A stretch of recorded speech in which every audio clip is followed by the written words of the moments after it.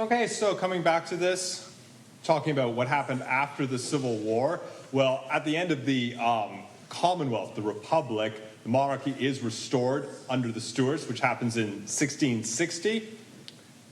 And then you have the son of Charles I. So, son was not executed. He survived. He reigns between 1660 and 1685.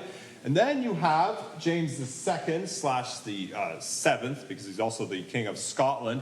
He comes to the throne, and he has a reputation for religious tolerance and Catholic sympathies. And he and his wife, Mary Modena, give birth to a baby boy in 1688. And subsequently, parliamentarians overthrow James II and install a Dutch Protestant king, William III. A new family is now at the helm of England, Scotland, Ireland, and Wales. Gives you a sense of the a transition here of Charles II and James II. So the restoration does bring back the monarchy, but the suspicion that Parliament has of the monarchy is still established to an extent. And then when you have a king that definitely seems to be leaning in the Catholic direction, and he's still Church of England, but he's High Church, seems to observe much of the rituals and ceremonies of Catholicism. And not only that, but he's married to a Catholic. Well, as soon as they have a child, it's sort of self-evident that the child is going to be raised in the Catholic faith. So there is this religious transition that's going to occur within the monarchy. There's a shift at the top that is going to happen, and Parliament says, nope, not on our watch, and they depose him. They basically throw him out and parachute in this other king, William III of England, who didn't even really have much of a claim to the throne. But nonetheless, they decided that he is going to be the new king, and he was elevated to the throne via invasion in 1688. The Glorious Revolution, that was the last time there was a full upheaval revolution at the top of British society. So you note the power shift that has occurred basically over the course of the 1600s. We go from the point of a king who believes that he's the equivalent of God on earth and is naturally ordained to rule over the people, to a king who is basically, in a way, a kind of a puppet of the Parliament. The Parliament basically determines, well, this is going to be our new monarch. We ourselves have got together and made a decision. So a major shift in terms of the legitimacy of government, I guess you could say, that had been an ongoing process and reaches ahead at this point. And it kind of sets the tone for what would happen subsequently, where power is more centralized with Parliament in British society as opposed to the monarchy. And over time, the monarch kind of shrinks in power and importance to the point that they are largely a ceremonial figure. Just someone who kind of represents this image of unity within the government, as opposed to someone who weighs in on political issues. I might ask the question, why was Parliament so cut up about the idea of this king who seemed like a Catholic and who was going to raise a Catholic child? Well, here we have a very old story. The fear that the leader of a country is really a foreigner in disguise. That the person is not really one of us, but actually belongs in the other camp and is more closely allied with, France or Spain or the Pope of Rome or any Catholic majority place. I mean, that's a story that persists all across history, the idea that the leader is this suspicious, sketchy person who's working on behalf of foreign powers. In fact, people still think that way today. Remember the whole Barack Obama thing, the birther conspiracy theory? I mean, what was that based on but this idea of he's not really American, you know? He has this kind of sketchy biracial background, and his name makes him sound like a Muslim and all of that stuff, right? He's really a foreigner kind of working covertly against us. And of course, the kind of irony of which was basically confirmed later was that Donald Trump was one of the main propagators of the birther conspiracy theory. And then Trump himself gets a dose of it when he's president, right, with this whole Russian collusion narrative. You know, he's really working with Vladimir Putin behind the scenes to bring down America from within. So the irony is that this was at least more logical than contemporary American politics, because he really was kind of a Catholic And at this time, Catholicism is aligned in people's mind with foreignness, with this kind of religion that belongs to other cultures and societies. So not a lot has changed over the hundreds of years. You see the Palace of Westminster, very famous, iconic building in Britain, which is the seat of Parliament in the United Kingdom. The events of the 17th century laid the foundations for the constitutional monarchy and parliamentary representation. The idea over time that the members of Parliament were supposed to be elected to their positions and thus represent the will of the people. It's essentially the ideal of democracy, but they didn't have democracy in the 1600s or in the 1700s for that matter. This was a slow-moving process. The idea of voting or participating in elections where the government is supposed to represent the people, that was a slow, painstaking process. You can see the seeds of it, the roots of it in the 1600s, just by breaking apart this idea of this kind of absolute authoritarian ruler and sort of diversifying the power within society and then making the members of Parliament beholden to the people. But as I say, there, heavy restrictions on voting rights meant the adoption of democracy was a gradual process. For a long time, you're talking about people with money, people with power, people who own land. Those are the ones who actually vote, not the common person. It would have struck them as ridiculous to let common people participate in government. But you have this expansion of democracy over time. In America, you saw events like that as well. And probably the biggest event that would occur only happened in the early 20th century with women gaining the right to vote through two different acts in 1918 and 1928. And that was obviously the biggest step towards what would be considered a full functioning democracy where 51% of the population that had been excluded previously can now participate in elections. The other backstory too, though, and we're going to talk about this in relation to the development of democracy today, the capitalist narrative, where you have Parliament that's involved in collecting revenue for the government. Well, this idea of who's financing the government, where is the money coming from, consider the way that that has grown in importance over time, till here we are in the 21st century with our politicians who are not absolutist rulers, but rather people who are desperately looking for donations and revenue in order to finance their campaigns. Corporate donors, individual people, wherever they're coming from, the collection of money and finance to keep things going is of central importance. And consequently, it's not just that Parliament grows in power. No, it's the institutions that provide the financing grow in power. Look at corporate America today, the influence that particular wealthy billionaire donors have on politicians. And so it's the old capitalist story. You want to see where power resides in society, trace the money trail. Look at where the cash is actually coming from, and that will tell you a lot about where power actually resides within a modern society. So now we're moving forward, and we're going to take a look at the state of democracy in the 21st century, because I think this is worth talking about as well. There's a whole narrative history to take into account. We'll look at the 1990s, the end of the Cold War, and the end of history. 30 years later, history is still going on. Case study China.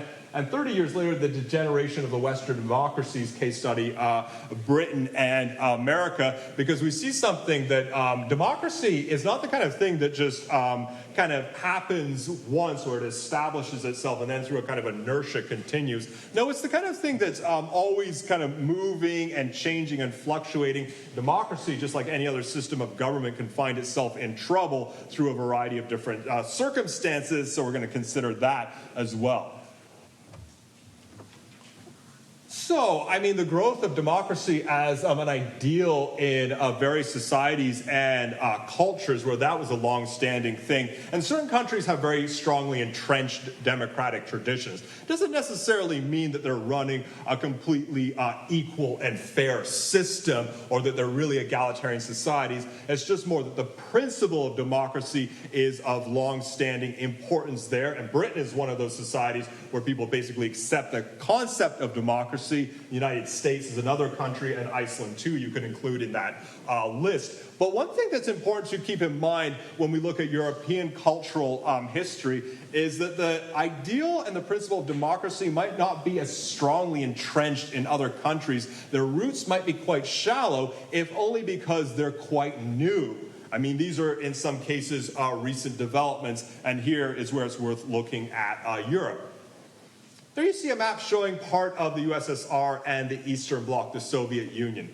The end of the Cold War saw the collapse of communist regimes across this area, as well as independence movements in nations within the Soviet Union. And the importance of this is basically that for many people, at this particular point in time, this represented the spread or the expansion of democracy. The Cold War was basically this division or this conflict that existed predominantly in Europe and other places too, where Europe was split between Western Europe and Eastern Europe. And here you see the countries in Eastern Europe which were basically either part of the Soviet Union or Soviet satellite states to varying degrees, depending on how close they were.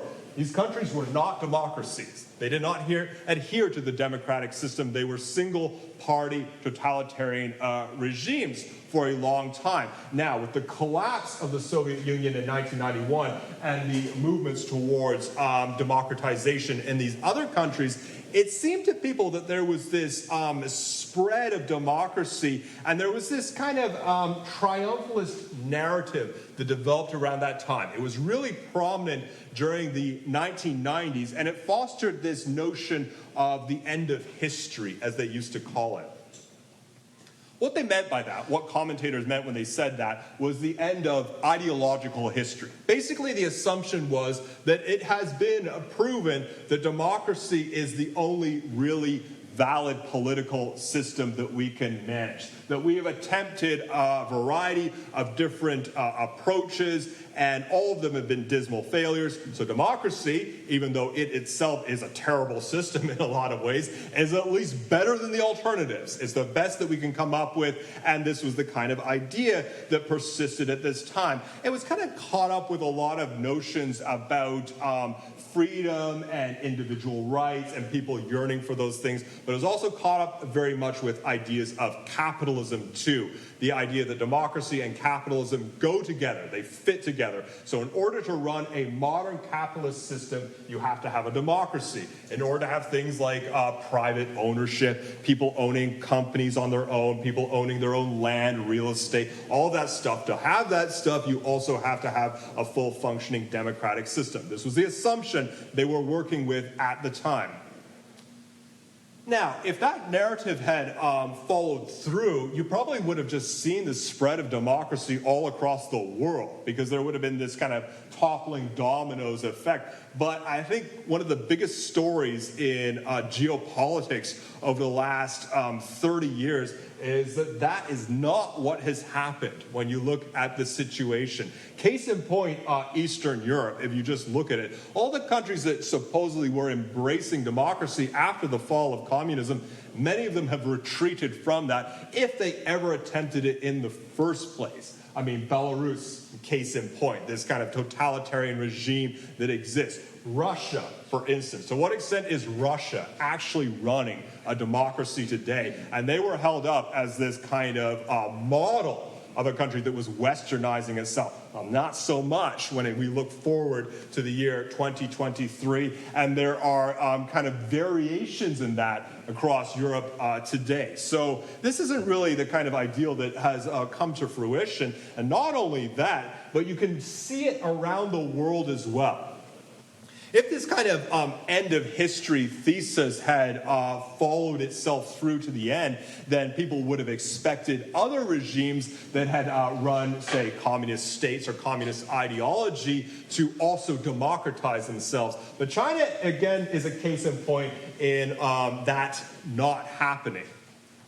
Today, the Communist Party in China is not only still in control, but has consolidated its role as an advanced, ultra-powerful network leading China's rapid ascent to superpower status. So in other words, China has become this kind of superpower state in the modern era. And it has done that in no small part through the kind of mass coordination of this single party state, the Communist Party. And you can almost see the way that this a single party state has been instrumental in consolidating the country's rapid industrialization and its transformation into this modern capitalist market economy. In other words, you don't necessarily need democracy to run a modern capitalist state. You can do it just fine without democracy. China has effectively proven that. Consider other countries as well that have become very wealthy over short periods of time, which are not actually democracies. United Arab Emirates and Qatar in the Middle East are a couple of others. Not running democratic systems, but capitalism is just flourishing. So the combination is a little bit false. And not only that, but interesting just from the ideological standpoint, here you have the Communist Party of China, which in terms of their principles and values are still committed to bringing down the capitalist system, right? That's what they say in their official party mantra. I don't know if they believe that. I don't know if they're actually attempting to do it, but that is still part of the kind of foundation of their thinking. We'll just transition out of capitalism at some point. Not right now, right? But it has to happen at some point in the future. So a massive contradiction in the kind of modern global system. And in the meantime, you see also evidence of the democracies, the Western democracies, landing themselves in a slew of different challenges and troubles which have become more intense in recent years. So it's not really the case that these totalitarian systems are collapsing from within, but rather democracy itself seems to have gone into decline a little bit since the 1990s, and there are different reasons we can point to as to what exactly has happened. Fault lines and dangers, I guess you could say, and these are all things for us to take into account when we look at modern democratic societies, when we live in modern democratic societies, things to pay attention to. There are just a couple of reasons for how democracies can go into decline, or they can kind of regress a little bit. And I would say that this is far from being a kind of exhaustive list. This is just kind of introducing a few of these subjects. You have the two-party system and divisions, the roles of the corporate world and the entertainment industry in mediating elections, and the disintegration of the media, which I'm going to touch upon later. So the two-party system, take a look at Britain and then also look at the United States as a case study, because the two-party system is kind of connected in the two countries due to a shared history. The two-party system basically means you run a democracy, but you effectively have two main political parties that win every election. It's either going to be one or the other, although ostensibly other political parties are participating. And I guess you could say that this is a good in the sense that it's better than one party, right? Which is the case in a lot of countries that are supposed to be democracies, but it's just one party that wins every election. In the United Kingdom, you have two parties, and they represent the opposite sides of the political spectrum. You have the Labour Party and the Conservative Party. Labour Party is a left-wing political party commonly associated, this is very broad, with social justice, equal opportunity, economic planning, and state ownership of industries and services. And then you have the Conservative Party, founded in 1834. That's the right-wing party associated with personal, social, and economic freedom, private ownership of property, industries, and law and order. But I mean, there's a lot of flexibility in how they approach these things. Traditionally allied with the working class, that's the Labour Party. Traditionally allied with the upper class, that's the Conservative, though they are both today pitching themselves as being middle class. And the reason for that is the overwhelming majority of people in a country like Britain identify themselves as being middle class. It's something like 80% of the people. That's why politicians talk endlessly about the middle class, right? Because just everyone is saying that they're middle class. Way fewer people actually identify themselves even as being working class in a country today. So it's just this giant middle ground that they're both looking to appease. How do elections break down when you take a country like Britain? Well, you can divide them on all sorts of demographic lines, depending on what particular class or group of people that you're looking at. And it actually is a kind of straightforward process to target particular voting blocks, because you can see these splits that develop. We have the 2019 election. There you see the Labour in the red, Conservative in the blue. Yes, there are other political parties in there. Liberal Democrats, for instance, the SNP, that's the Scottish National Party, the Brexit Party, which was a big thing at the time. I don't think they exist anymore. I think they're the Reform Party now or something like that. Breaking things down demographically speaking generally, younger people tend to vote Labour, older people tend to vote Conservative. That's what you see the break. Not universal, of course, but that's the kind of shift. And so obviously these two parties target different groups in terms of what they're actually trying to appeal to with people. You see a chart indicating the changes or lack thereof between how British citizens voted in 2017 and how they voted in 2019. So these shifting lines show that people previously voting for the Conservatives have gravitated toward another party. Those voting Labour had changed their stripes as well. I guess the thing you can notice about this, not a lot of change, really, from one election to the next. You have these kinds of solid blocks, and that's what a two-party system tends to do. It gets very entrenched in terms of this polarization between two sides. I'm sure you have people in either bloc who would never in a million years vote for the other side. If someone's Labour, they're kind of steeped in Labour political thinking, and the idea of them voting a Conservative candidate would just be anathema, and so too for the Conservatives. They would never in a million years dream of voting Labour. And I think that you see that kind of polarity even more strongly in the United States, Republican versus Democrat, two camps, and in many cases really oppositional to each other. And you see the map of the makeup of the House of Commons in 2023, color-coded by political party. Again, the thing to notice is kind of overwhelmingly two political parties that are representative of the total representation within the House. You see the House of Commons, it's an iconic kind of space for political debate. That's the kind of forum for what we think of as modern democratic dialogues between different factions or different groups. And you can appreciate the sort of idealism of this, even if it isn't always carried through completely. The notion, first of all, of the government being transparent. So in other words, you don't necessarily make decisions behind closed doors or lock the public out of what's going on. No, everything is supposed to be open. And so you have these live debates, you can televise them, just show the public exactly what the people are talking about. Not a lot of people want to watch this stuff, right? But you actually could if you want to. And the other side to it as well is dissension and disagreement. So the idea is you don't just have one political party and they all stand up and pledge their allegiance to the supreme ruler, or they all just stand there and agree that, you know, we're doing a fantastic job for the people. No, you have to have constant disagreement and conflict between the two sides to emphasize that you have a plurality of viewpoints in modern democracy.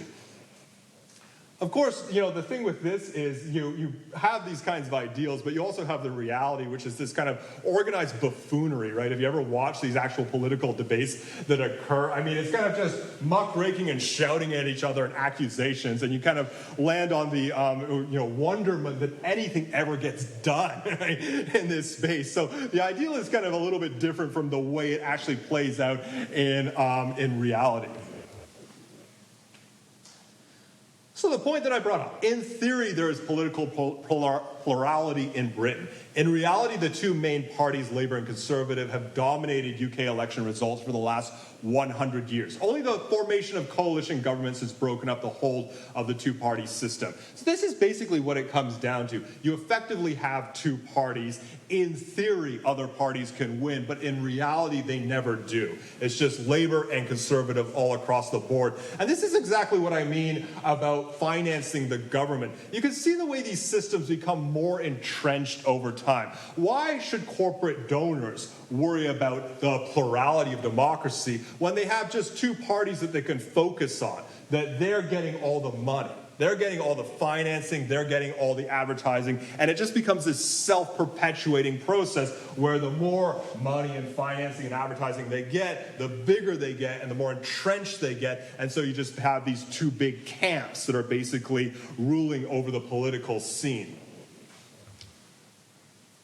The risk of this is bifurcation and polarization within the society, which you see existing in the UK, certainly to an extent. I would say you see it existing even more blatantly in the United States. Polarization meaning you just have the two parties, and it just becomes increasingly this us versus them mentality, where the two sides are sharply divided, and the idea of even reconciliation between the two sides, or them even speaking to each other, becomes almost this ridiculous idea. They just seem to be existing in completely different worlds. They have their own versions of media. They have their own versions of social media, even to this day, and the information channels are at complete cross purposes. But the other thing that you also have with this is the kind of collapse of the American elections as a whole. That's why we could focus on the United States as a case study. There you see the 2016 election results. You have the Electoral College system, which is basically made up of individual American states, and each American state gets a certain number of points. So you see Donald Trump winning in a landslide, as he claimed repeatedly. Well, not really, because look at how close the popular vote actually is.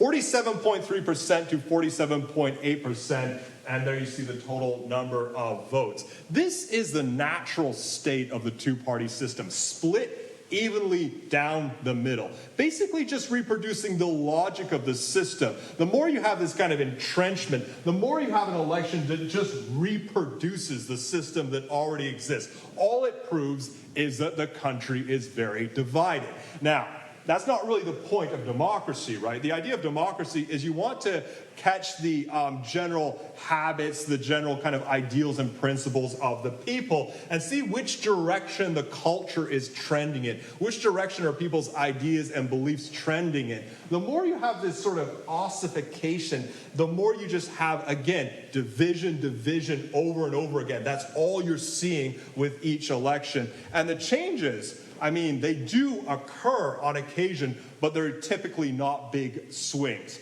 Previously, you see Obama and Romney, a little bit more, shall we say, uneven, with Obama winning, but still fairly close. Go back to 2008.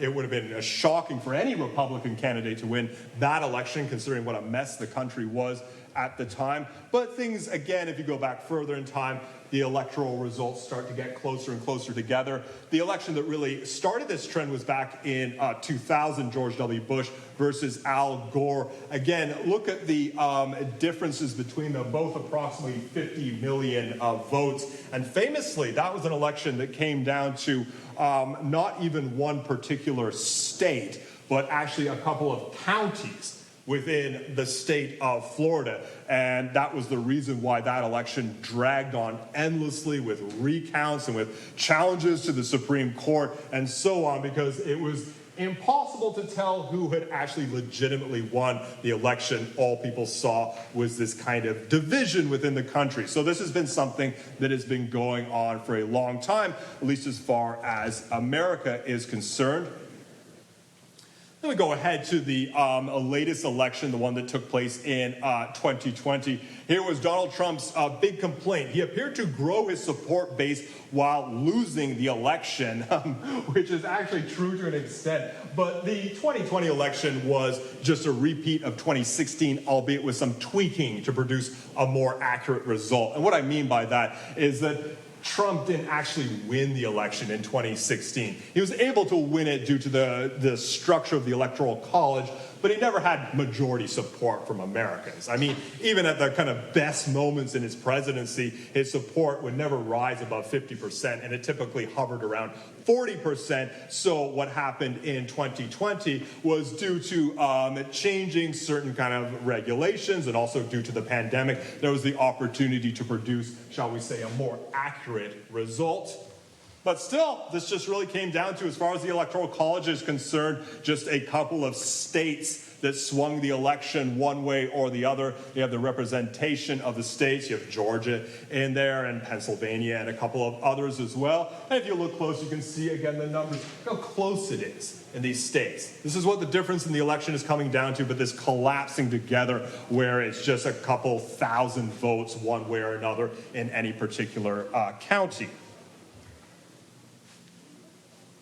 As I say, as the popular vote numbers suggest, U.S. elections tend to reflect the 50-50 logic of the two-party system. And unless you have one radical swing in one direction or the other, that's basically what you tend to see. You talk about the two-party system, and you see the kind of the danger that it represents for democracy. What you lose in that situation is really capturing these currents and trends among the people, as opposed to just basically reproducing the system as it exists. But the other thing you also have in democracy is exactly what I was speaking about before, is the role of the kind of revenue production, the money and financing for the government and for political parties, which plays this enormous role, basically, in determining who is actually going to run for president or how the election is actually going to play out. Trace the money source in a modern capitalist society and you get a pretty good idea of where the actual power in the society resides. It resides, among other places, on Wall Street, in the corporate world. In the billionaire classes, super managers, CEOs, people like that, they're putting up the money. They're putting up the financing. Thus, they have an enormous sway and enormous influence, not only on who's going to win elections, but also on policy decisions within the government as well. You want to explain the American tax system as it exists right now and how unequal and how unfair it is, how much it privileges wealthy people who don't have to pay their share in taxes? Well, guess who's actually writing the laws underneath it all? Precisely the people who are putting up the money that is keeping the government going. Other kind of pressure groups, power influences that take on this role in the modern capitalist society of basically working in the background, working behind the scenes. Well, you could point to Silicon Valley as well as being a kind of factor here, because we're living in the age of digitization, which we're going to speak about later on. That basically just means the era of the internet. Well, the circulation of information in modern society is being coordinated really through the online world, and it's being coordinated through a number of companies, corporations, but not a huge number. Google is one of them. Meta, Facebook is another one of them. You can point to Microsoft as well. I mean, Apple, for instance. Again, mega corporations that work in the digital realm that have a very large impact on the kinds of information that people see, kinds of information that people receive. And that's the reason why Elon Musk purchased Twitter and changed it into a different company. Not because he necessarily thinks that that's a great business investment. No, he wants to take control of the circulation of information in society because he perceives that Twitter, or what, X as it's called now, is playing a huge role in mediating the information that people are receiving, mediating the news that people are receiving. So this mega billionaire who's a conservative thinker, he wants to have a say in that, hence the reason he purchases that company. I'd say another pressure group, another major one, the entertainment industry. Since we're talking about America as a case study, you can apply this to Britain to a degree, but it's kind of starker and more pronounced in America. The role of Hollywood and the role that that kind of plays in influencing and shaping ideology within a culture, and the kind of way that it shapes and sculpts the narratives that people receive or how they understand modern society and politics. Now, of course, you can point to different actors who use their platforms to hold sway on politics, but I mean, that's the least of it. You know, the bigger issue, the bigger kind of subject here is just the construction of just all sorts of different narratives within the culture. And here's my bipartisan version of how this even kind of infiltrates directly the political realm, where they go so far as to just making films, right, about contemporary political issues in America. You have the Democrat Party version with the Comey rule, which deals with Donald Trump's firing of the FBI director because James Comey wasn't doing what he told him to do, which was to shut down the Russian investigation. Okay, so just make a film where you depict these events and kind of treat it as though it's sort of entertainment, but on the other hand, it's kind of a documentary at the same time. And you sort of kind of, do both things simultaneously. And then, of course, the Republican side has to respond with My Son Hunter, which is this film which I haven't seen, but is this sort of expose on Hunter Biden, the son of President Joe Biden. I mean, it's just the melding and the merging of the two worlds, the entertainment industry and politics. And it speaks to the kind of underlying truth, which is that politicians, professional politicians, are professional entertainers, almost first and foremost. Their particular ideas, their policies, I mean, they're more actors on a stage than anything else, with their prefabricated scripts, with their set speeches, with their live debates that are not actual debates. They're just these individuals who kind of fit within this whole ethos of the culture where the purpose is just to be a performer, to be an actor on the stage. And as far as America is concerned, it all comes to a head on election night, this kind of entertainment extravaganza that takes place, so you see in Times Square in 2016, something that's the equivalent of the Super Bowl in terms of its mass entertainment value and excitement and thrills and all of those things. And it's almost as though the electoral process, if not the democracy as a whole, is just this glorified, grotesque reality TV show. I mean, I think that's the impression we get increasingly over time. Consequences of the decline of democracy. I mean, there are a lot of consequences. And again, we're just pointing to one particular case study here with the United States, but I think there are a lot of different points we can consider here. Well, I mean, just to finish with this, the election of Donald Trump in 2016 and Biden in 2020. When you look at the election of Trump in 2016, well, you can speak about someone who basically runs a campaign as though it's a reality TV show. It's essentially what he does. Entertainment value and rhetoric, not policies, principles, or even experience. I mean, those things are completely beside the point. In fact, his training was literally a reality TV show.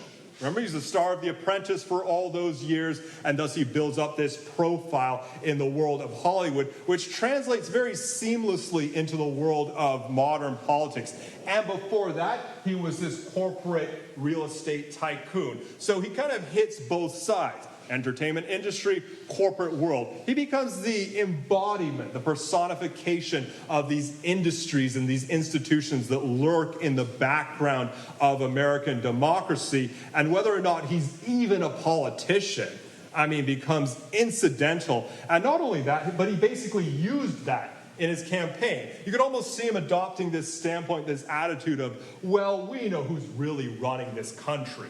We know who's really running the show. It's people like me who give money to politicians and tell politicians what to do. Why don't we just cut out the middleman, the politician? Just elect me. Make me the president of the country. I mean, he was basically explicit about that, and I guess that resonated with a bunch of people. So his election was sort of the kind of one stage in this kind of growth process of contemporary American democracy. And Biden, well, let's actually leave that. I'll come back to that next time. So, yes, we have the reading break, so no classes next week. So, obviously, enjoy the reading week, and I'll see you after that.